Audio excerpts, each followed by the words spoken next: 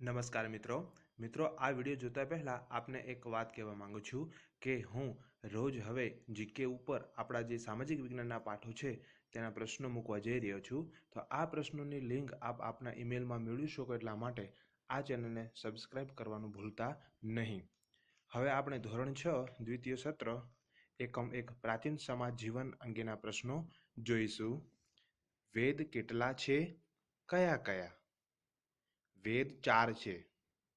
1 ઋગ્વેદ, 2 યજુર્વેદ, 3 સામવેદ અને 4 અથર્વવેદ. ઋગ્વેદમાં કેટલી ઋચાઓ છે? ઋગ્વેદમાં 1000થી વધુ ઋચાઓ છે.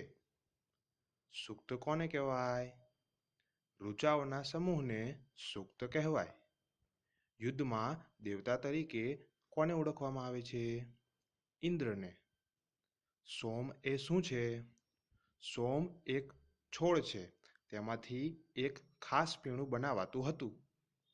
શ્રુતિ ગ્રંથો કોને કહેવાય? હજારો વર્ષો સુધી વેદોને માત્ર કર્ણોપકર્ણ સાંભળીને કંઠસ્થ કરીને યાદ રખાયા હોવાથી તેને શ્રુતિ ગ્રંથો કહે છે. દેવી દેવતાને યજ્ઞમાં શેની આહુતિ અપાતી હતી? ઘી, અનાજ વગેરેની. વૈદિક સમાજમાં કયા બે સમૂહ હતા? તેમના કાર્યો જણાવો. વૈદિક સમાજમાં બે સમૂહ હતા. એક પુરોહિતો, જે વિવિધ યજ્ઞો અને અનુષ્ઠાનો કરતા.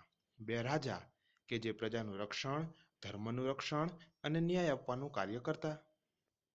આર્ય કોને કહેવામાં આવતા?